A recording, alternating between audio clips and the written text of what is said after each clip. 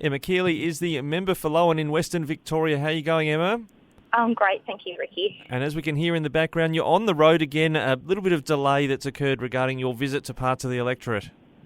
Yeah, we are back on the road today. We've had I think like a lot of households have had a bout of the dreaded tummy bug lately, but I am headed out west today along the Western Highway, dropping into Dimboola, Jeparit, Mill, Kaniva and Surbiton, and it's fabulous to get back out and about in the community after we've been locked down for the past couple of years and unable to do it regularly. Yeah, and of course you've got your regular trips to Spring Street as well, and we know you've got a lot to say about health and mental health in your portfolio responsibilities, but you've had a bit to say about the Criminal Intelligence Commission's latest illicit drug report. Yeah, that's right. We see that there is an increasing amount of drug use across the state, and particularly in heroin usage in Victoria.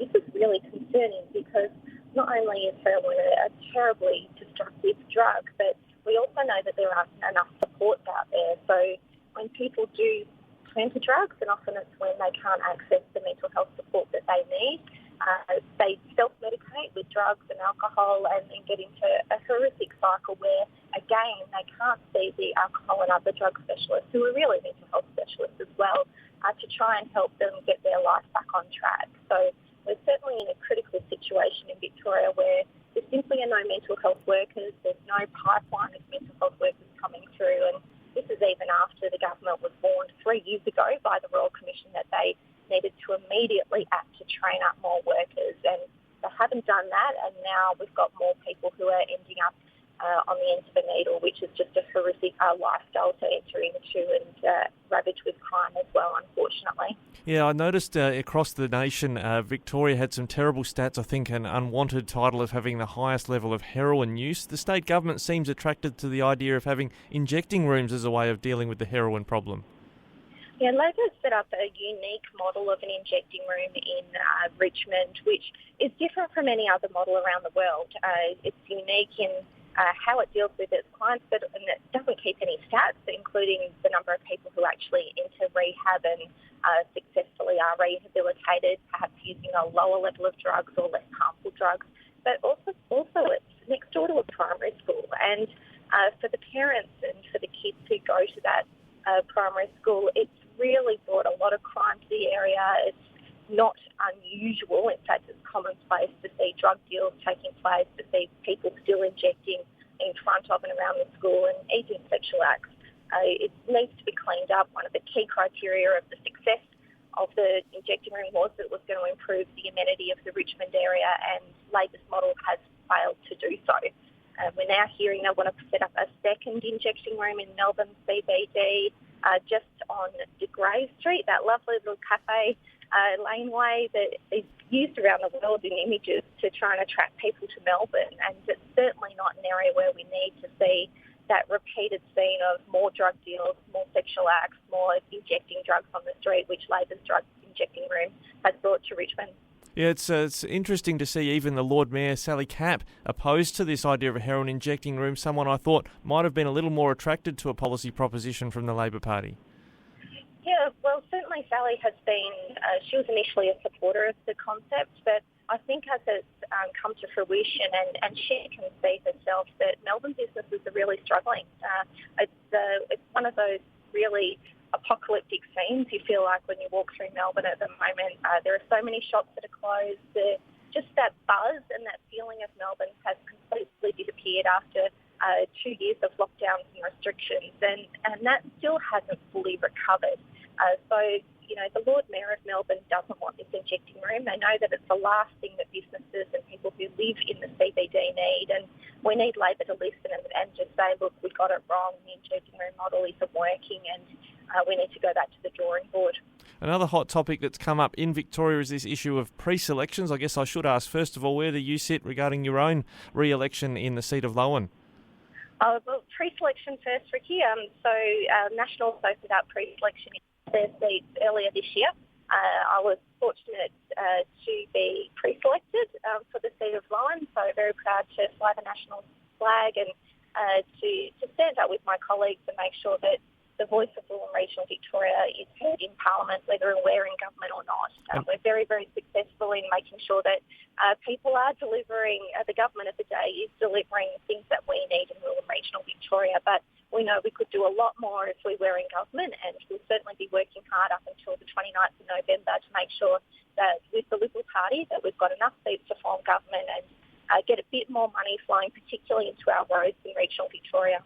Now, the pre-selection issue's been a hot topic in the Labor Party side of politics. Kashuliya Vaghela, the Upper House MP, it sounds like she was told she wasn't going to get pre-selected, and now she's left the Labor Party in the Upper House. Yeah, the treatment of Ms Vaghela has been really horrific, as we've seen reported through the media, and even Ms Vaghela herself spoke on the floor of Parliament very courageously, may I say, because there are always further ramifications when you have got the guts to really be a whistleblower in such a strong political party, not just in Victoria but across the nation. And there are ramifications for what jobs you can get down the track and what her future career will look like.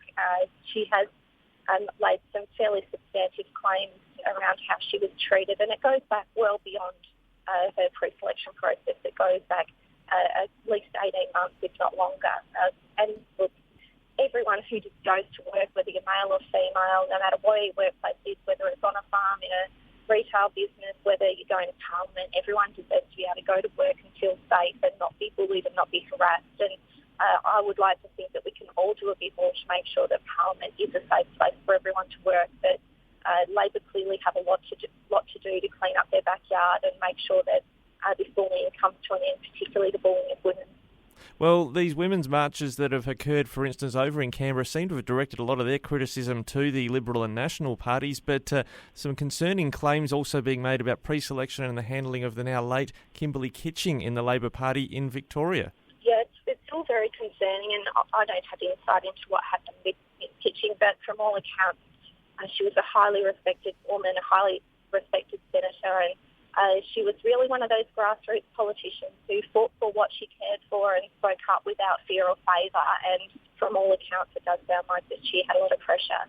Again, I just say that I hope that every woman feels like they can go to work safely, and there shouldn't be a natural culture which supports bullying of women in any workplace. But we're seeing more and more stories from the Australian Labor Party that there is some problems in the treatment of women, and I think that they need to clean up their own acts and perhaps look at cleaning up their own backyard. And just on that, look, the National Party, I work with amazingly supportive women. We work together as a team. We don't try and pull each other down.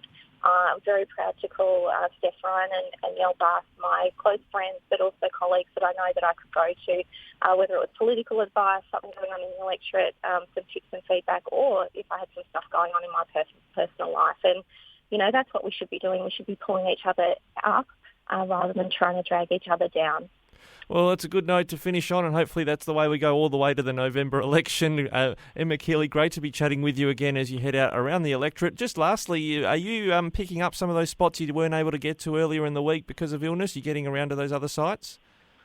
We won't be today, but we'll reschedule it probably in early May. The 2nd or 3rd of May, we'll probably go to those areas. We have a regular schedule where we get out in the electorate. It takes about 7 or 8 days to get around to all of the larger communities in the electorate. We make sure we get there on a regular basis. But then there's also, it's not sort of a one-stop shop. We make sure that we get to as many community events as we possibly can as well, because, you know, going to the people is important, particularly when you've got an electorate, which is 1/6 of the state. You can't expect people just to come into your office in Horsham when it's hundreds of kilometres away. So I always like to make sure I get out to the electorate, visit people, and make sure that I'm accessible and approachable, and I will do my best to help people in all circumstances. Emma, thanks very much and safe travels. Catch you again soon. Thanks so much, Ricky. Have a great day.